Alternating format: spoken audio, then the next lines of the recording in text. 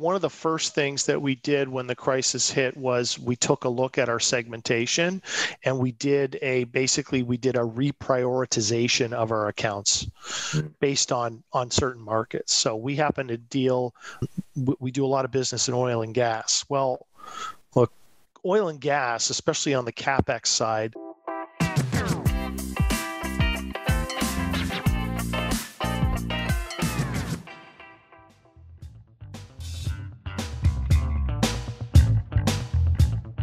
Welcome to the Modern Selling Podcast, where we help the entire sales community to create more sales conversations with today's modern buyer. This includes anyone from entrepreneurs and business owners to sales reps and sales leaders. Each episode, you will hear from sales leaders, practitioners, and influencers to help you find, engage, connect, and nurture your relationships with your buyers.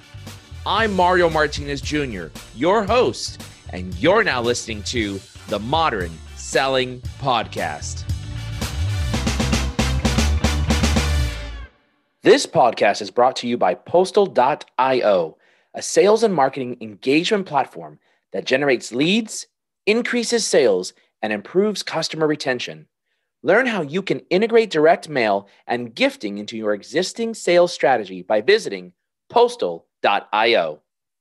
Ladies and gentlemen, welcome to this episode of the Modern Selling Podcast, and I'm with my friend Remy Piazza.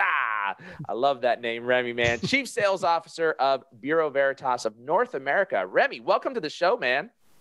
How are you, Mario? I'm doing great. I'm excited to be here with you. I love it when I get the chance to sit down with sales leaders, practitioners, those that are in the field, dealing with the stuff that we're dealing with every single day and every single week. So we got some great content that I think we're going to be spending some time talking about. And I'll tee it up for our listeners here, really around successful sales leadership transformation. And I know that you've really focused in over your course and your career on developing and looking towards these 4 different pillars that you speak to. But right now, especially in this time, boy, sales leadership transformation is more critical than ever before in terms of how we pivot, how we look at our sales organization, how we change to adopt to the go-to-market. And a lot of sales teams and sales leaders are really struggling with this. So I'm looking forward to this conversation, man. So I gave a brief introduction of your background, Chief Sales Officer, North America at Bureau Veritas. Do me a favor, start out with, who is Bureau Veritas? And number 2, tell us a little bit about yourself. Yeah, sure. So Bureau Veritas it's a global testing, inspection, and certification company. And, it's an interesting name too. So Bureau Veritas being obviously not English, but Veritas means truth. And so we consider ourselves, Bureau of Truth. And everything we do, the testing, inspection, and certification field is about helping customers discover the truth in terms of testing your food, testing your water, testing the air, testing the products you put in your car, and testing the buildings that you walk in, the airplanes that eventually will all fly in again. So it's really about safety, and I'm just incredibly proud to be part of a company that dedicates its entire mission to making sure that we are providing a safe and especially now hygienic environment. And we played a big, this pandemic has, I think, been an opportunity for us to really help, businesses get going again, and we take that pretty seriously. So second question is who am I? So yeah, I'm obviously Chief Sales Officer, but husband, dad. I've got a 4-year-old who's going on 18 and live just outside of New York. Originally from Toronto, Canada, which a lot of people may or may not know, but I got caught up in the startup bug in the late 80s or late 90s. Sorry, I really dated myself there. The late 90s. I was going to say, man, you're not that old, are you? No. I'm definitely not that old. Yeah, I'm older, but I'm not that old. But so, and by the way, for all my listeners, late 80s is not a bad thing. Sorry. Yeah, exactly. Yeah. But got caught up in the technology startup world. We didn't call it startup back then. It was called small business. Yeah. But got caught up in that world and moved to New York. And like Frank said, I guess if you can make it there, you can make it anywhere, right? And And I bought into that hook, line, and sinker. And here I am And still, 20 years later. What I love about your background, though, is you've spent almost your whole career in sales and in various different organizations, from Xerox to Intercall, which was telecom, to Career Builder, which is on the recruitment side, TELUS, back into telecom, ePay systems, right? Like you've many different industries. And generally what you find is, as a leader, you're like, very oftentimes vertically aligned. You're in telecom, you stay in telecom. You're in technology, you stay in software, right? Yeah. So you've been in many different industries, which is very interesting. And Bureau Veritas is, I think the industry is unlike pretty much anything you've been in, but you've been in this role for a couple of years here at Bureau Veritas. So I talk about that just for more of the listeners to understand that you've held senior leadership roles in various different industries. And what we're going to be talking about today in terms of sales leadership transformation and how we apply this thinking and this pillar system that you bring to each organization, that it's coming from a real world application experience, meaning you've been in the trenches, you've been in different industries, and it works. Before we get into some of the details of the content, Remy, do me a favor. I have a question that I always ask all of my guests at the beginning of a conversation, and I'm looking for something juicy. All right. So everybody's expecting juicy stuff because people reveal their deepest, darkest secrets. Just don't tell me that you have a body hidden somewhere. But that having been said, tell us something nobody would know about you, even if they were looking at all of your social profiles. Yeah, it's a great question. So I'll tell you a story. So I'm going to go off. I'm going to paint outside the lines a little bit here, but it's my absolute favorite story. And it's my favorite interview story. So I was actually interviewing somebody years ago, and I loved this question. And actually, my sister gave me this, and she's a VP of human resources. She said, ask people this question. She said, what if you're the candidate? What tell me something about yourself that you believe in strongly to your core that most people would disagree with. And it's a very revealing question. So I asked this one lady who was interviewing for a sales role in New York, and I asked her the question, and she sat there in silence for about 30 seconds, and then she kind of leaned over and she said, I believe that Biggie and Tupac are still alive. And I gave her the job right on the spot because it's the best answer I've ever heard in my life. And she sincerely believed it, or she convinced me that she did. And it's the best story the best interview story that I have. I got it. All right. So I'll ask you that question then. Wait, repeat the question one more time. What tell me something that you believe to your core that most people would disagree with. And your answer is? That the Maple Leafs are going to win the Stanley Cup next year. All right. All right. Good luck with that. That's my favorite hockey team. Yeah. I believe it to the core. I really do. Oh, I love it. All right. Boy, I don't know if I have anything about that I could give now that I'm thinking about it. What would I answer? That's a good one. Tupac and Biggie are still alive. It's fantastic. I actually think they're alive still too as well.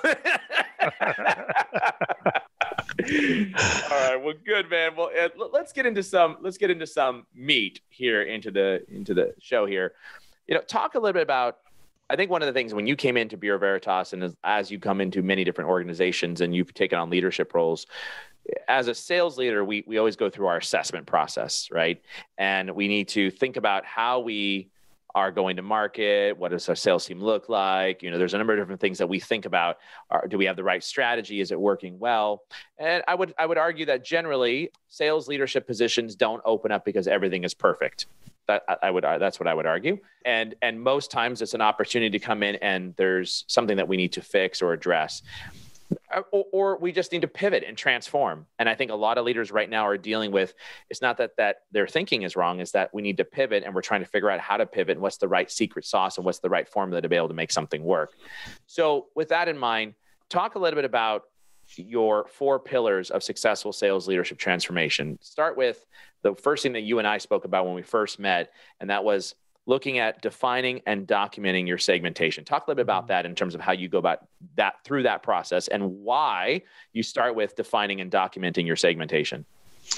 Yeah, I'll take a step back. I mean, the reason you had pointed out that I've been in a lot of different industries, that's by design. I just, for me, the world's a big, wonderful place with a lot of learning opportunities. So for me, staying in one industry for my entire career was just not something I wanted to do.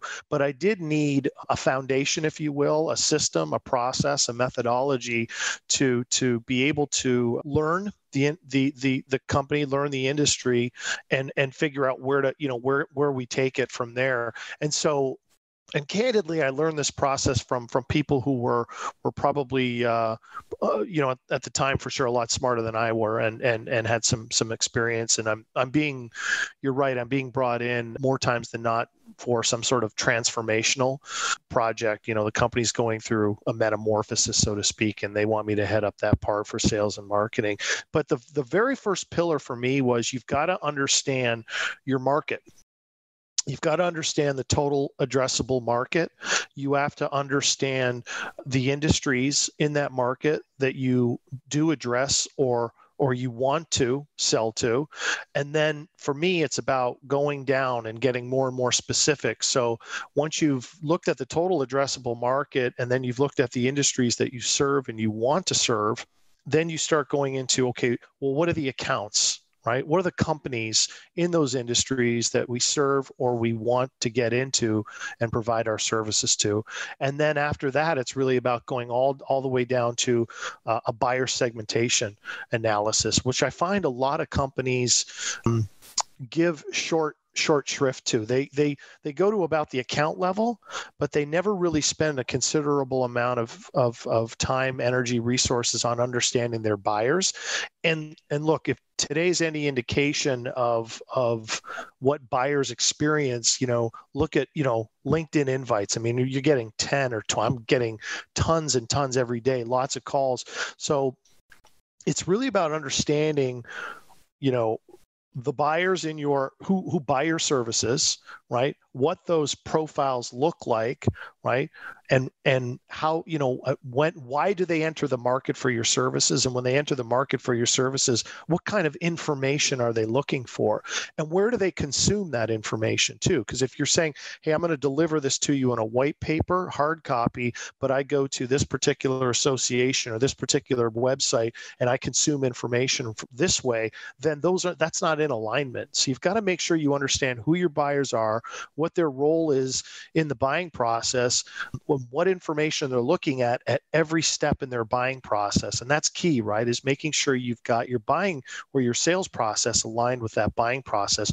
And you really can't do that without proper understanding of the buyer segmentation and and the accounts and the industries and the total addressable market. And that for me is absolutely step one. You can't go anywhere without doing that first. So I'm going to give you something that I did on the tactical side within our organization, Vengreso, and then you tell me if I'm on the right direction. And one of the first things I did when we merged together 4 companies, right? And this is, I think a lot of sales leaders who are out there listening in will think about and will apply this specifically to them with acquisitions or mergers or consolidations, or even coming into an organization and looking at, well, what is the data that we've got? And one of the first things I did, Remy, was I sat down and I said, okay, we're trying to market to people, right? So who is marketing to, and who are sales following up with? And that's really one of the first things, especially if we have a large amount of inbound type of lead activity.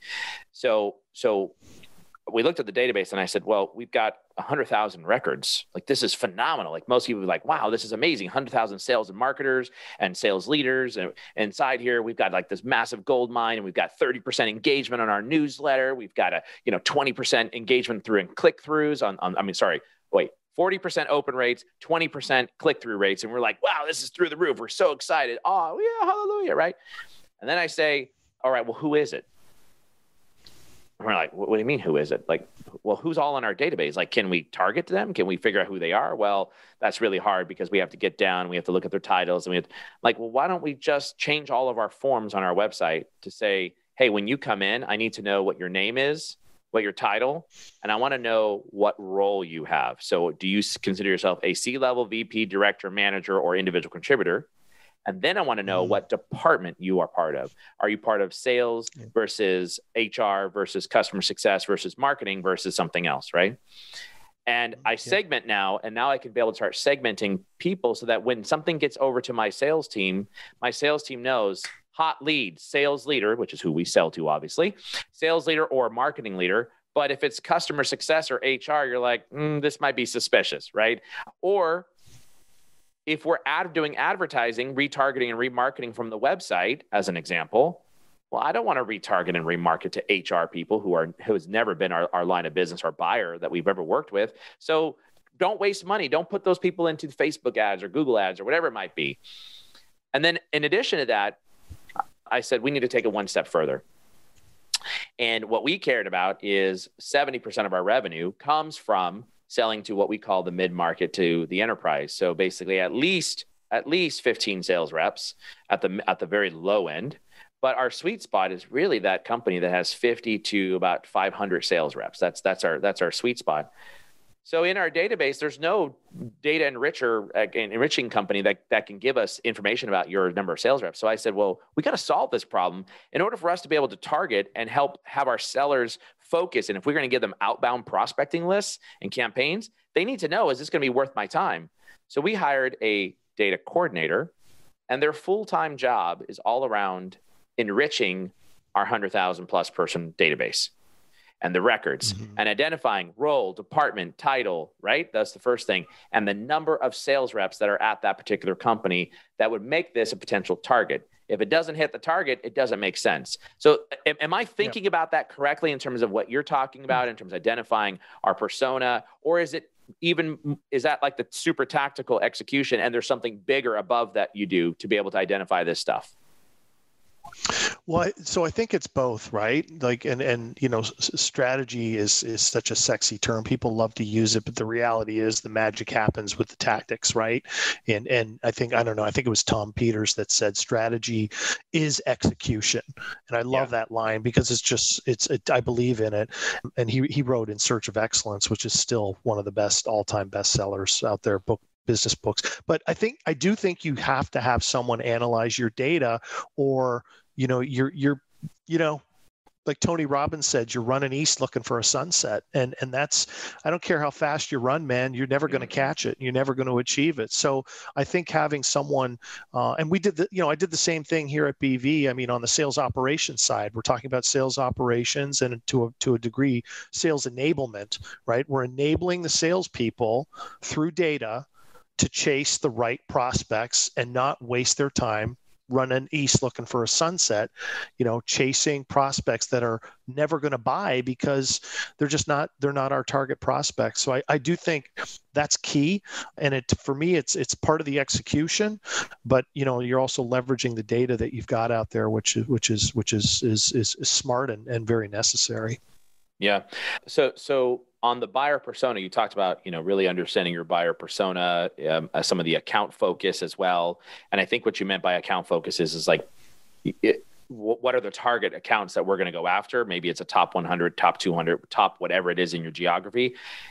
Is that a sales rep exercise, or do you look at that as a sales leadership exercise to be able to say, hey, listen, we know that our target buyer has been companies with, and I'm going to use us as the example, between 50 and 250 reps. It's a sweet spot for Vengreso in 4 different major verticals: professional services, technology, and the list goes on, telecommunications, et cetera, right? Yeah. And so we're going to now go look at that account base across the globe or the US or whatever it might be. And we're going to focus in on that to start developing that account focus and strategy, and then look and see where that maps out to all the sellers and then push that out. Is that a leadership activity or is that a sales rep activity? Yeah. In my experience, it's both. I really believe there's a degree of bottom up, so to speak, and top down, right? You've got an overall strategy, and that's, that typically comes from your leadership, but then you've got to have the salespeople participate in that exercise. I mean, if anything, to get buy-in. But look, a lot of that intelligence at a customer level, at a field level, comes from the salespeople, and they've got to be aligned, right? Because if you're having these conversations at a leadership level, not involving the salespeople, you're your chances of misalignment are high. It's got to be an exercise, bottom up, top down, absolutely. And that's the way we typically, when we're going through budgets, territory planning, setting our sales quotas, who we're going to chase, et cetera. It's a combination of bottom up, top down. Yeah. The one thing I totally agree with you. And when I used to sit in your seat, the one thing that really bugged the heck out of me was sales operations would come in, no offense against my sales ops folks, and they'd come in and they slam down the data and say, here's how you should organize. And you're looking at this, you're like, okay, this is like a holistic change across the whole organization. Does this even make sense? Like, what did we talk to the sales leaders? Now, the data is a great way to start. No, don't get me wrong. You got to start with the data. But to your point, you got to go bottom up too, because you're going to learn different pieces of information. Like, no, we can't go after this account because they just signed a contract. And this is a great example, especially if you have like large global accounts. Yep. In one of my previous companies, we're not going to sell with them because they just signed a 7-year long agreement with our competitor. And we're not touching them for the next probably 5 years until we need to start a sales campaign. So, or maybe it might be less or more, whatever the number is. But, those are the types of things that you don't know those details until you're working from the bottom up. And I think it's an important element in terms of like defining and documenting your segmentation is that area. Anything else you want to add in terms of, industry focused buyer personas? Like that was your pillar. Was that defining and documenting your segmentation, or are you ready to move on to pillar number 2? I mean, one really leads into the next. I would just say, I always emphasize, so the 4 pillars that I'll describe, the sequence of those is as important, if not more important, than the actual steps themselves. And we can talk more about that at the end. But if you start, and a lot of my colleagues are guilty of starting it in the middle, and 12 months, 18 months, there's no question as to why they're not hitting their numbers. Yeah. So, yeah. But we can talk about that later, but the sequence is incredibly important. Well, and especially now in COVID era right now, a lot of sales leaders are struggling. And I think though, if sales leaders look at who's buying right now, right, we may be struggling, but hopefully there's somebody buying. And if we start looking at who's buying, we might figure out that if we really define and document that segment, the industry, the account focus, or the buyer persona, we might see something in the data that says, hey, we should look at potentially pivoting from what we used to do to what we're doing now. And I think a lot of sales leaders are struggling with that because either A, they don't know to ask for that data, like we're talking about now, or B, that they're just going after anything and everything to be able to try to hit the number to stay afloat.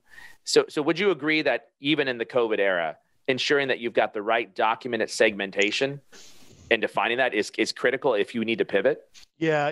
In fact, one of the first things that we did when the crisis hit was we took a look at our segmentation, and we did a reprioritization of our accounts based on certain markets. So we happen to we do a lot of business in oil and gas. Well, look, oil and gas, especially on the CapEx side, where they have the big rigs, I mean, that's taken a beating, and compound that with the price of oil, and it's a very, very difficult market.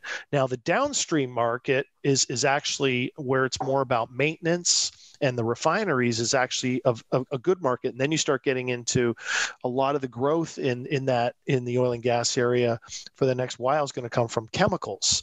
And then you've got companies like BP and Shell who publicly announced that they're going to shift their strategy to more of a renewable side, which is a huge, huge shift. And so you've got to really pay attention to those things and reprioritize your account, because someone described this crisis as wartime, and you need to have a wartime strategy, and reprioritizing or maybe resegmenting your accounts, maybe revamping your coverage model and things like that. That's really critical. You've got to pivot and quickly. So I completely agree. You've got to, relook at the segmentation analysis that you did in, we'll call it, peacetime. Yeah, exactly. All right. Well, let's move on to your pillar number 2. You defined it to me, and maybe hopefully I'm getting it right, but really looking at your go-to-market strategy. And that included really the channel by which if I understand it correctly, the channel by which we go at selling. So talk a little bit about that.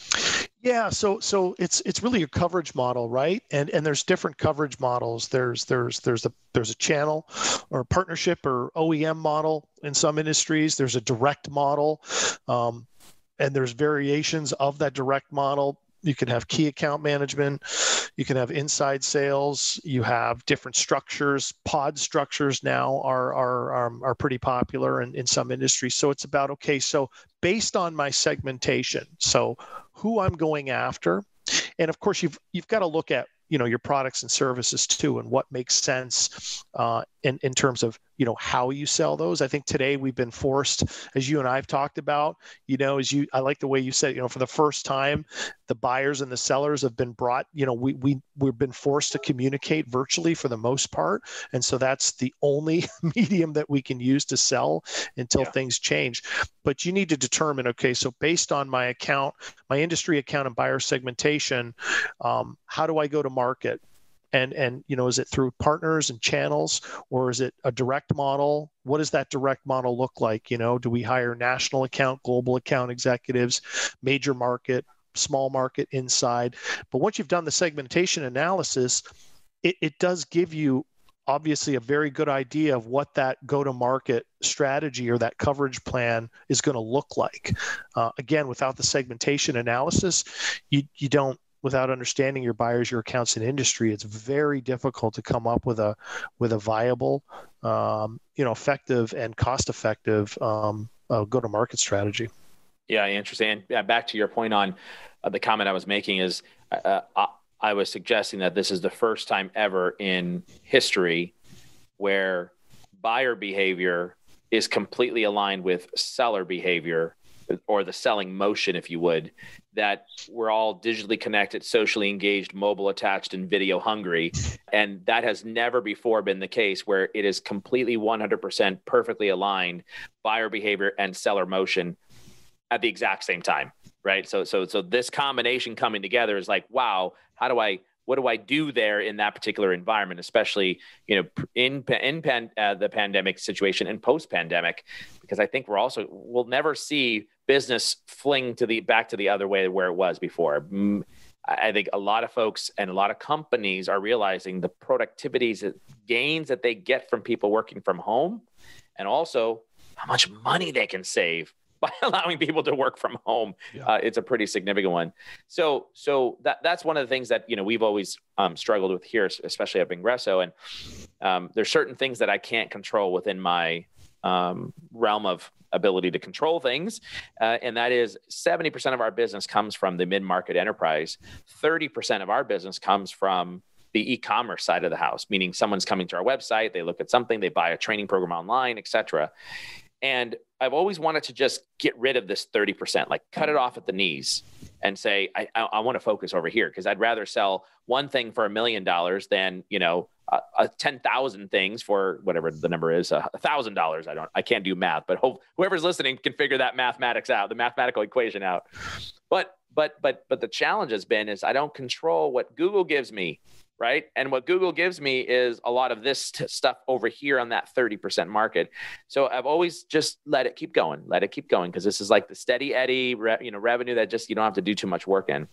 But interestingly enough, in terms of like our channel, direct, indirect e-commerce, pre-pandemic, we had a model that we were building out 3 sales reps for SMB across the country, mid-market, East, West, and Central. We had mid-market, same thing, 3 reps, enterprise, 3 reps, for a total of a team of about 9 folks. Now, in pandemic, we said, slow down. We obviously offer services that people want, so that's the good news. But secondarily is wait, do we really need to do that? Let's hone in our focus here on who are the customers that want to buy, that need help. And so we started making those changes very quickly inside of the organization on our go-to-market. A lot of it had to do with buyers were buying more slowly than they were before, which meant that the ability to prospect far and wide with many and close deals faster was almost eliminated.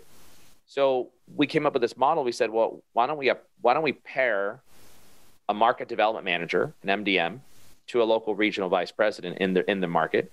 They work together side by side. Two heads are better than one because of all how slow things are processing. There's a lot more detail that has to be covered. And so that allows the RVP to really work on the strategy part while the MDM is working on the prospecting and booking meetings and then pairing them together. That was just like a pivot that we worked on from a go-to-market strategy. For anything from you guys, think about like, channel versus direct or, indirect or e-commerce, anything that you can talk to maybe that you've had to pivot through or you've seen companies do for pivoting? Yeah, and if BV is in North America is a very large business. I mean, as I had mentioned earlier, we do testing, inspection, certification, but the truth is we do that for many different industries, and each one of those industries represents a different business for us. And we do inspections on elevators, which is a very transactional business compared to the oil business that I mentioned. That's just, the deals are tens of millions. So it's unique. We have had, we've had to pivot in many ways. We've introduced new products and new services, which for a company of our size, coming to market with a new service in 2.5 to 3 months is impressive, even by startup standards, but for a big company like ours. And in some cases, and two that I can think of right off the top of my head, we've had to readjust how we go to market, and we've changed the entire sales model. And we've gone from, more of we'll call it the lone hunter, I think, like you had mentioned, more to a pod model where we have 3 people sitting in a pod. There's your call it your director who goes after larger deals, and it was definitely more strategic, owns even a P&L, a small P&L for their industry. And we also resegmented it by industry too.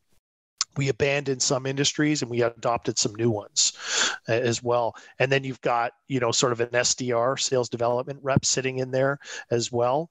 And then we have somewhat of a more junior sales rep who would go after some of the smaller, more, call them monthly, quarterly type of opportunities. So, and that was new to us. We had never developed anything like that. And we did it in 2 areas, both very, very old school traditional businesses where 2 years ago didn't even really have hunters to begin with at all. They had people doing they actually had what we call this doer seller model where they would actually go out and do the inspections, but they would also sell it. It's almost like a small business owner in many respects. But the issue with that is just, based on the profile, we got a lot of lumpiness in our revenue because they would only sell when there wasn't enough to do. And it's just a, very inconsistent revenue source for us. So we've changed it a couple of times in the last couple of years based on, the initial transformation. And then with COVID coming, having to pivot and doing something different. So a lot of change. Definitely never a dull moment.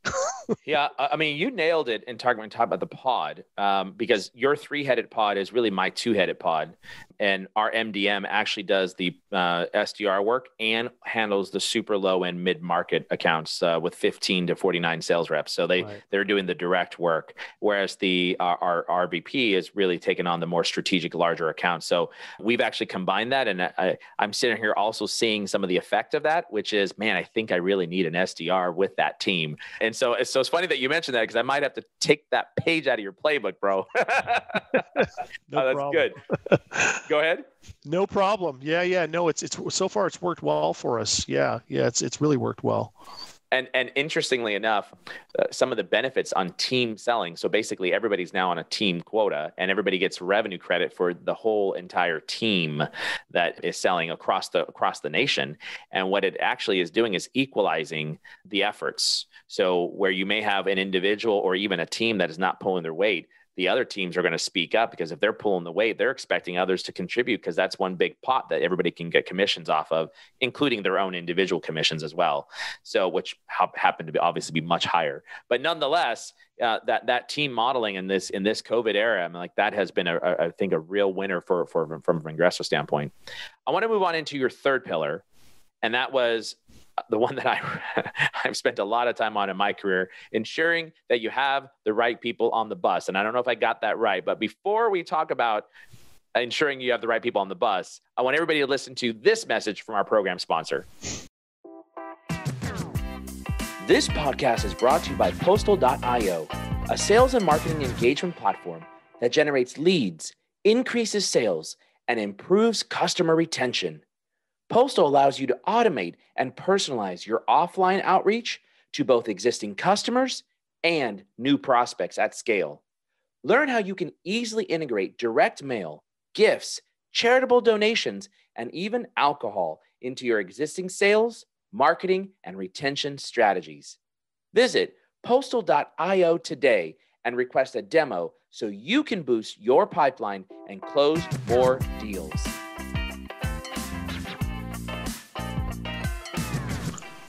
All right before that break, I said I wanted to get into ensuring that you have the right people on the bus. Talk a little bit about what you go through in terms of identifying as part of your transformation, the 4 pillars to successful sales leadership transformation. Talk a little bit about that. What do you do? How do you assess it? What's the process? Tell us. Yeah, so it's obviously a key element in the 4 pillars. Now that we understand our segmentation analysis, we've got a go-to-market strategy. Again, the thought process behind it is that you've now got a pretty good idea of what kind of profile, what kind of hiring profile you need. So let's say, and I think I had mentioned early, this is where a lot of my peers come in to an organization and they immediately start hiring and they skip steps 1 and 2. And you can start to understand when you've got a good understanding of your market, you've done your segmentation, then you understand how to go to market, you know that in this particular business, we're going with an inside sales model because it's highly transactional. It's a low cost of sale. I can't go hire a national account manager because it's going to kill my cost of sale. And frankly, it's you're trying to just kill a small problem with a huge hammer, and it's overkill. You don't need it. So it's really about, okay, so now I know I need inside sales folks. And of course, that profile is going to be different than maybe a national or a global key account manager. Very, very different skill set. Typically, different. They're in different stages of their career, et cetera, et cetera. So it's really the hiring profile is really, really critical. And then, but once you've done the first 2 steps, you've got a real good indication. Or maybe it's a partner model or an indirect model. So you don't necessarily need to hire a salesperson, but maybe you hire someone who manages channels and is used to working in more of a channel sales environment. Again, that's a different skill set than an inside person, and it's a different skill set in many respects to more of your major or national account managers. So it's really critical to do the first 2 steps so you can understand what kind of profile, what kind of butts should be sitting in the seats on the bus. So I'm starting to see it. You said we could talk about it later, but we're talking about it now, like why it's critical to go through these 4 steps, define and document your segmentation, look at your go-to-market strategy. Now that you understand that, who are my buyers, what's the channel I'm going to be selling in? Now we look at our target selling or our target seller's profile, essentially, and to make sure that maps to the strategy that you've laid out in the first 2 elements. Like, I'm getting it. I got it. Totally makes sense in terms of the process here. How do you go about assessing your current talent and whether or not you need to, 1, upgrade them, or 2, find a new home for them, or 3, manage them out? Yeah. So when I do this everywhere I go, but when I first started with Bureau Veritas, it's about getting in the field and riding with them. You've got to have that interaction with the frontline salespeople. You've got to go out there, spend some time with them, see what they're doing, experience what it's like to be with them in front of a customer. Do they understand the value proposition? Do they understand how to, consultatively sell, which is, the only type of selling process that I ever learned, thanks to Xerox. So it's you've got to spend some time out there and understand where they're doing well and where they're struggling, and then how well does that measure up to what your expectations are today and moving forward, and can they hit them? I mean, in one instance, we had, because we were moving to a straight, more of a traditional segmentation where sellers sell and doers do or implement, more of an operations and a sales type of environment. There were some folks that were selling and doing, and the truth is they would rather do than sell, and there were other folks that would rather sell than do.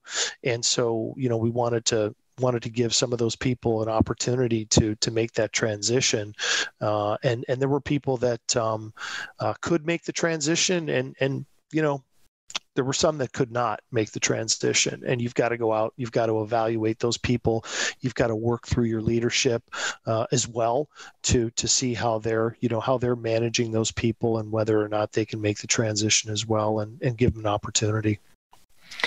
And there's a lot of sales technologies that are out there that do assessment of sales profile, sales personalities, skill sets that you're looking for within the organization. I personally have not used any. I don't know if you have, in terms of assessing a sales organization. Have you used any before? Yeah. So the one that we use at Bureau Veritas, and the one that I've used probably for the last, 10 years, is a PI, which is Predictive Index. And I have found that that's been the best tool. We never use it to make an absolute decision on whether to hire someone or not hire. It's simply another tool in our tool belt that we utilize.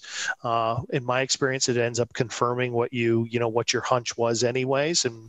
And so it's a great tool to have, and also provides really good information and insight into how to coach that person in some of the areas where, they might be a little bit deficient, but you can shore up and work with them and help them develop. So I find Predictive Index is a really awesome tool, and we use that today at BV.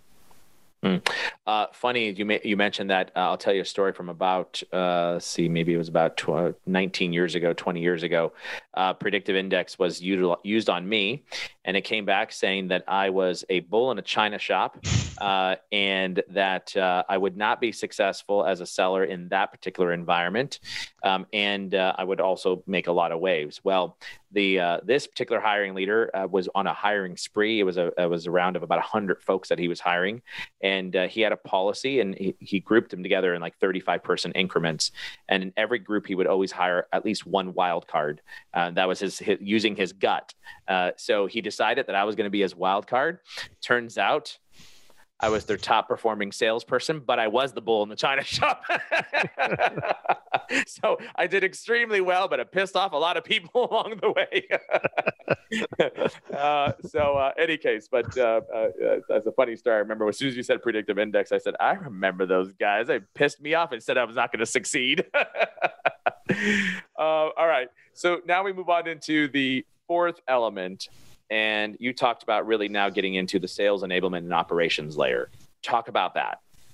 Yeah, it's about support, right? So again, now that you understand what your hiring profile looks like, what the teams are going to look like, the coverage model, you've got a good idea of how you're going to support those people. If you don't understand the hiring profile, you really can't begin to create a support mechanism for those folks. So, and this is on the sales operations side, which to me, sales operations for me is more about, CRM, Salesforce, that sort of thing.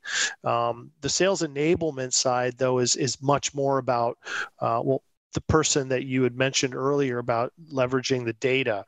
There's, it's still a relatively new field. So I know there's a lot of competing definitions out there, but to me, it's the beautiful orchestration point between sales and marketing, right? And a lot of times they leverage data quite a bit, and they help create value propositions. They research the markets, and they research the buyers, and try to figure out where they hang out, what kind of content is going to resonate with them, how they consume that content, where they consume it, what channels, et cetera.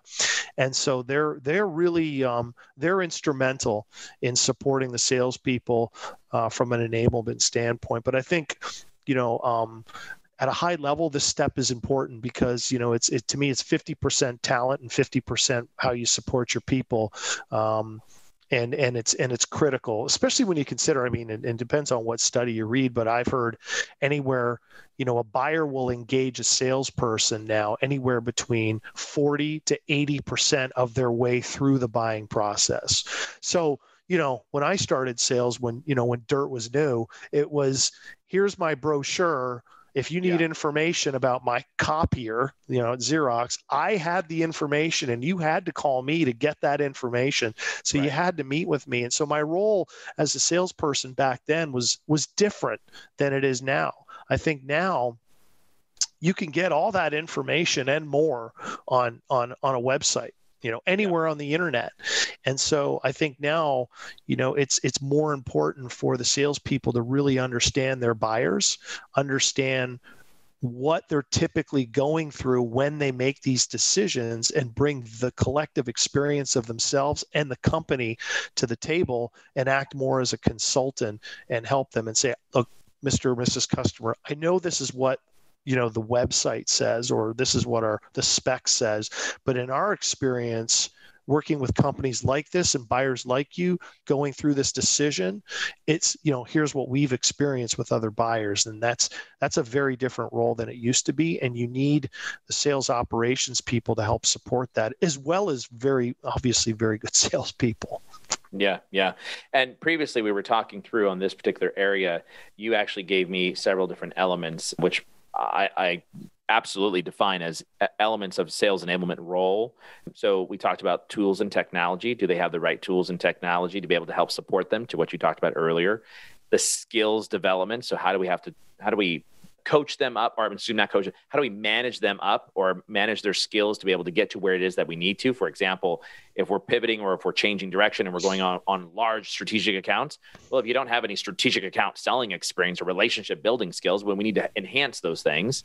So you talked about that. And then you talked about, or I added on, in sales enablement. So tools and technology, skills development for sales enablement, messaging. That's where I really look at, what are we saying to our customers? What's the material? And I remember the days where we used to go back into the office. We used to go into that big file drawer that was against the wall. We'd open it up and we'd look for the material, and we'd pull out a little peachy folder, and we'd pull out a one-page product brochure and put it inside there. Another one, put it in. You remember those days where we used to I do. Those are the good old days where we used to stack our own folders together. And then we'd go on our appointments. We'd bring one copy for so-and-so. And remember this, taking the business card and putting it into the little corner slats of having to bend a card and get it into the corner. Do you remember that? I do. I don't even know if we do that anymore. So now it's an email, or now it's a video message where you have all those assets on a landing page. Yeah. Those are the good old days. But anyways, so really help having sales enablement work on the messaging. What's our go-to-market messaging? How are we focusing in on the right messaging? And then the one thing that I think that's missing a lot for sales enablement is the coaching aspect. How do we coach our people? Like today, we don't have Y connectors. The good old day of Y connectors, we used to sit together inside a cube. That's gone. But we do have tools like Gong and Chorus, where we can actually listen into these calls and be able to do coaching.